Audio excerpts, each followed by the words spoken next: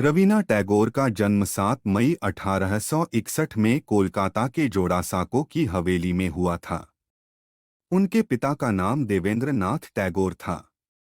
इनके पिता ब्रह्मा समाज के एक वरिष्ठ नेता और सादा जीवन जीने वाले व्यक्तित्व थे। इनकी माता का नाम शारदा देवी था। वे एक धर्मपरायण महिला थी। परिवार के 13 बच्चों में सबसे छोटे रविंद्रनाथ टैगोर ही थे।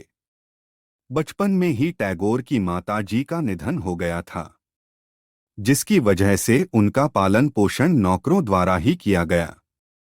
रविंद्रनाथ की प्रारंभिक शिक्षा सेंट जेवियर स्कूल में हुई। वर्ष 1883 रविंद्रनाथ टैगोर का विवाह मृणालिनी देवी से हुआ। उस समय मृणालिनी देवी सिर्फ 10 वर्ष की थी। रविंद्रनाथ टैगोर ने 8 वर्ष की उम्र में ही कविता लिखने का कार्य शुरू कर दिया था और 16 वर्ष की उम्र में उन्होंने भानु सिन्हा के छद्म नाम के तहत कविताओं का प्रकाशन भी शुरू कर दिया था। वर्ष 1871 में रविंद्रनाथ टैगोर के पिता ने इनका एडमिशन लंदन के कानून महाविद्यालय में करवाया, परंतु साहित्य में रुचि होने के कारण 2 वर्ष बाद ही बिना डिग्री प्राप्त किए वे वापस भारत लौट आए। वर्ष 1877 में रविंद्रनाथ टैगोर ने एक लघु कहानी भिखारिणी और कविता संग्रह संध्या संघ की रचना की। रविंद्रनाथ टैगोर ने महाकवि कालिदास की कविताओं को पढ़कर ही प्रेरणा ली थी। वर्ष 1873 में रविंद्रनाथ टैगोर ने अपने पिता के साथ देश के विभिन्न राज्यों का दौरा किया। इस दौरान रवीना टैगोर ने विभिन्न राज्यों की सांस्कृतिक और साहित्यिक ज्ञान को जमा किया।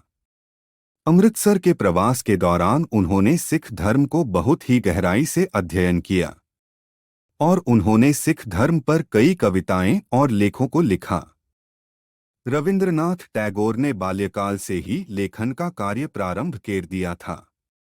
रविंद्रनाथ टैगोर ने हिंदू विवाहों और कई अन्य रीति रिवाजों के नकारात्मक पक्ष के बारे में भी लिखा, जो कि देश की परंपरा का हिस्सा थे। उनकी कुछ प्रसिद्ध लघु कथाओं में कई अन्य कहानियों के बीच काबुलीवाला, शुदिता पश्न, अटोच्चू, हैमांती और मुसलमानेर गोल्पो शामिल हैं। ऐसा कहा जाता है कि उनके कार्यों में उनके उपन्यासों की अधिक सराहना की जाती है। रविंद्रनाथ ने अपने साहित्यों के माध्यम से अन्य प्रासंगिक सामाजिक बुराइयों के बीच राष्ट्रवाद के आने वाले खतरों के बारे में बात की। उनके अन्य प्रसिद्ध उपन्यासों में नौकादुबी, गोरा, चतुरंगा, घारे बायर और जोग जोग शामिल हैं।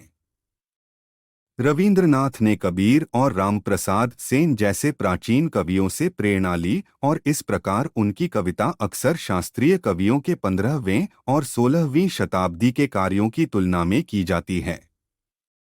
अपनी खुद की लेखन शैली को शामिल करके उन्होंने लोगों को न केवल अपने कार्यों बल्कि प्राचीन भारतीय कवियों के कार्यों पर ध्यान देने योग्य बनाया। रविंद्रनाथ टैगोर ने कुल 2230 गीतों की रचना की। रविंद्रनाथ टैगोर की प्रमुख रचनाएं बालका, पूर्बी, सोनार तोरी और गीतांजलि शामिल हैं। रविंद्रनाथ टैगोर ने अपने गीतों के माध्यम से ब्रिटिश प्रशासन को आज़ादी के लिए नतमस्तक किया। उन्होंने भारतीय राष्ट्रवादियों का भी समर्थन किया और सार्वजनिक साम्राज्यवाद की सार्वजनिक आलोचना की। रविंद्रनाथ टैगोर ने अंग्रेजी शिक्षा प्रणाली का भी पुरजोर विरोध किया। वर्ष 1915 में जलियांवाला बाग हत्याकांड के विरोध में उन्हें प्राप्त नाइट की पदवी को वापस कर दिया था। इस पदवी को राजा जॉर्ज पंचम ने रविंद्रनाथ टैगोर को प्रदान किया था। रविंद्रनाथ टैगोर का निधन 7 अगस्त 1941 को कोलकाता में हुआ। यह भारतीय साहित्य के लिए अभूतपूर्व क्षति थी।